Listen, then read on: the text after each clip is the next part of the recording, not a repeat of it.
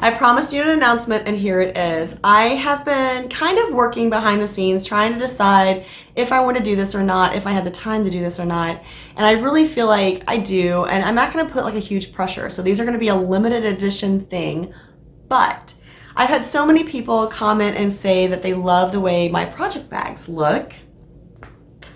And they just would love to know how to make them or where they can get them, etc., etc., etc. I do still plan on doing a video on how to make these, but in the meantime, I plan on listing a few of my project bags in my Etsy shop. So I have a link in the description box below, and you are welcome to go and peruse and purchase any and all that you see that you like, and then I will get them shipped out to you in the mail, and we can both have a project bag to store cross-stitch goodiness in, or any of our handwork really, not just cross-stitch.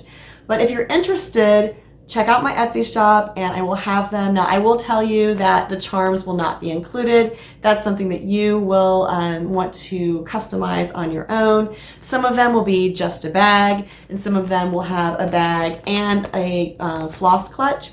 So just pay attention to the descriptions on that to know which ones are which. Obviously prices will vary depending on fabric line and what all is included. But if you're interested in having a project bag like you see me using for mine, make sure you check out my Etsy shop. Until next time, I hope you're finding some time for yourself, carve out some time for some crafting and bringing some joy. And as always, happy stitching.